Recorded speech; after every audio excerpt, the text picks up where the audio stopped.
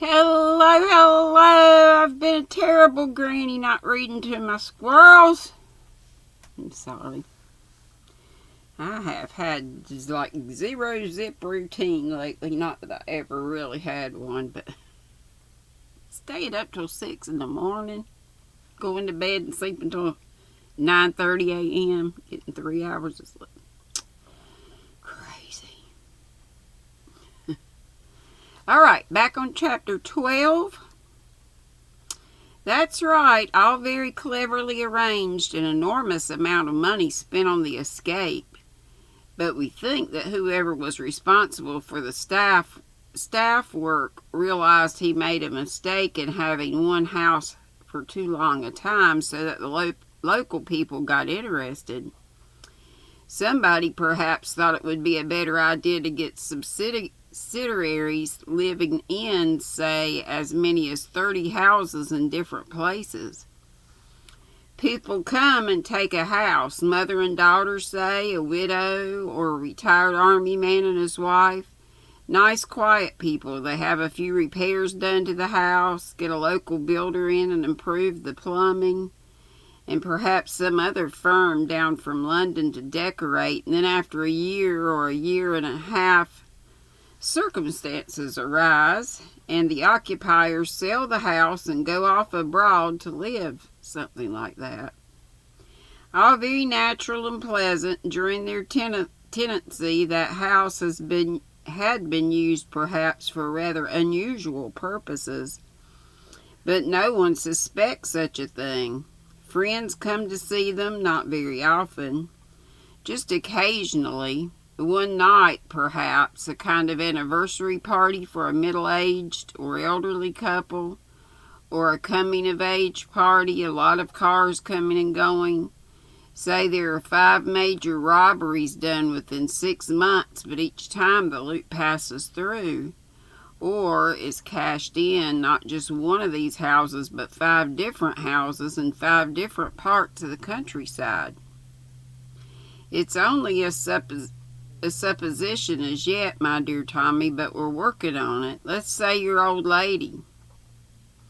Let's picture of a certain house go out of her possession, and supposing that's a significant house, and supposing that's the house that your missus has recognized somewhere and has gone dashing off to investigate, and supposing someone doesn't want that particular house investigated, it might tie up, you know. It's very far-fetched. Oh yes, I agree, but these times we live in are far-fetched times. In our particular world, incredible things happen. Somewhat wearily, Tommy alighted from his 4th taxi of the day and looked appraisingly at his surroundings.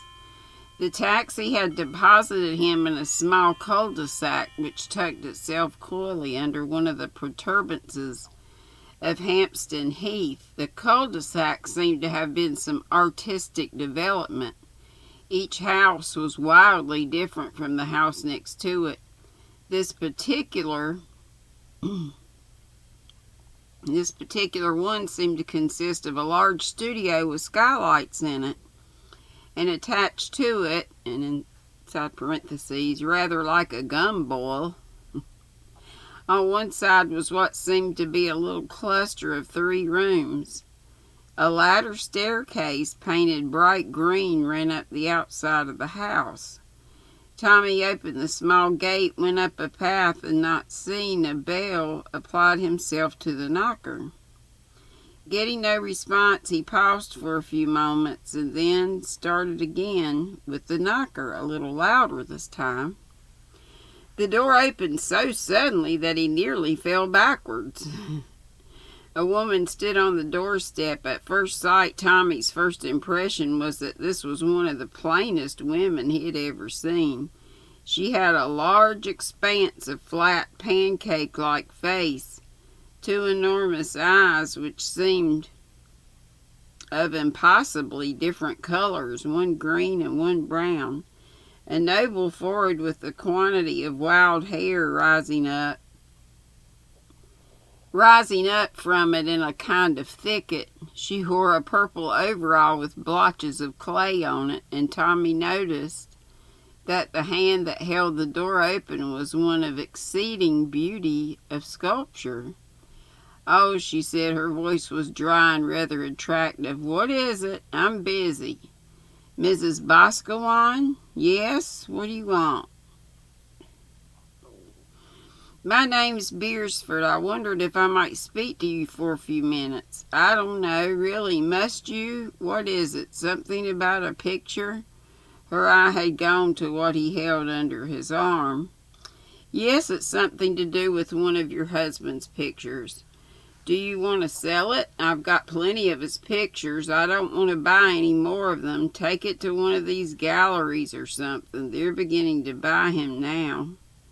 "You don't look as though you needed to sell pictures." "Oh no, I don't want to sell anything."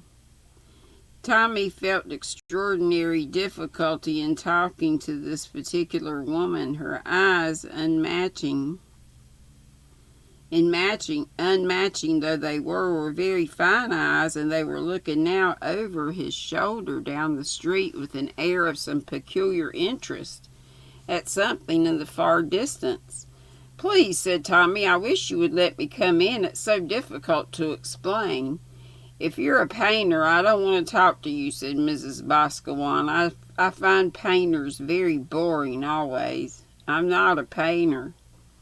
"Well, you don't look like one either, certainly." Her eyes raked him up and down. "You look more like a civil servant," she said disapprovingly. "Can I come in, Mrs. Boscawen? I'm not sure. Wait."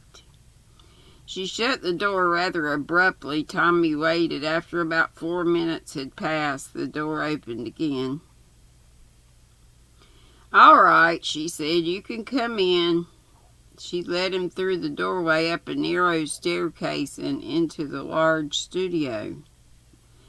In a corner of it there was a figure with various implements standing by it, hammers and chisels. There was also a clay head. The whole place looked as though it had recently been savaged by a gang of hooligans. "There's never any room to sit up here," said Mrs. Boscawen. She threw various things off a wooden stool and pushed it towards him. "There, sit down here and speak to me.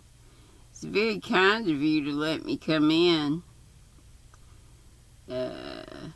"It is, rather, but you looked so worried. You are worried, aren't you, about something?"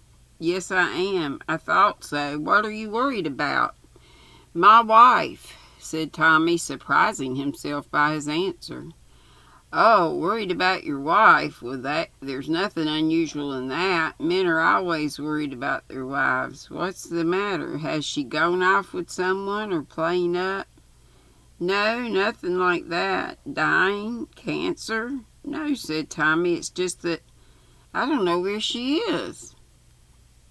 "And you think I might? Well, you'd better tell me her name and something about her if you think I can find her for you." "I'm not sure, mind you," said Mrs. Boscawen, "that I shall want to. I'm warning you." "Thank God," said Tommy. "You're more easy to talk to than I thought you were going to be."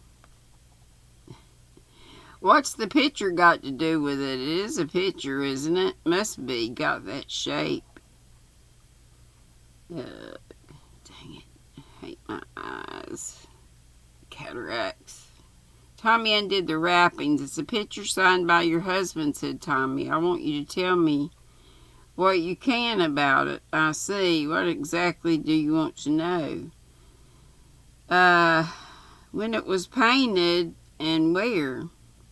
Mrs. Boscawen looked at him, and for the first time there was a slight look of interest in her eyes.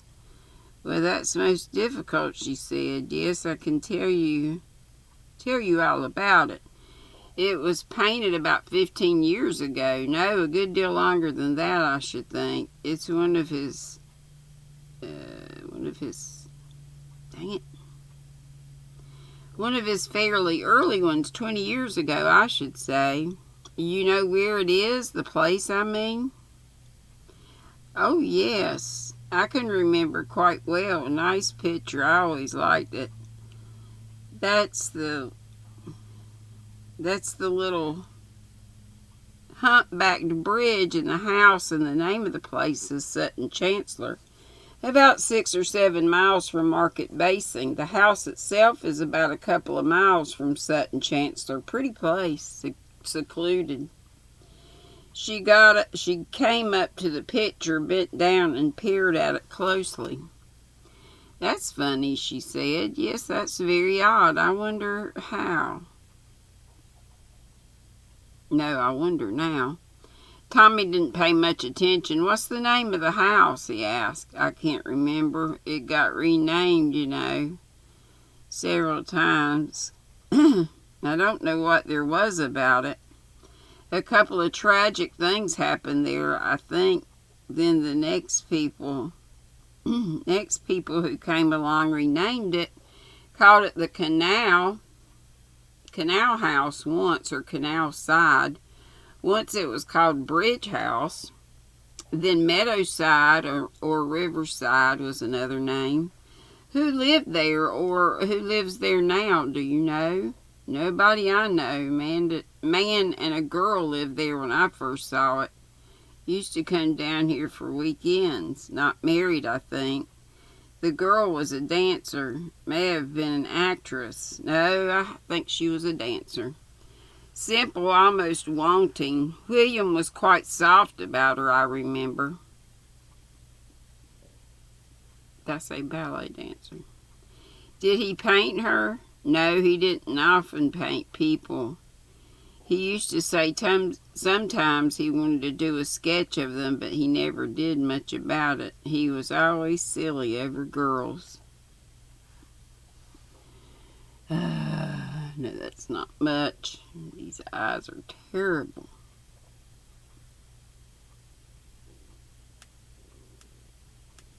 My stomach's...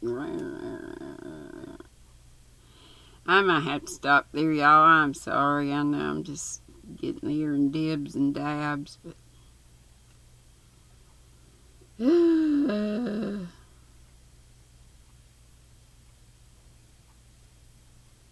He was always silly over girls. Okay.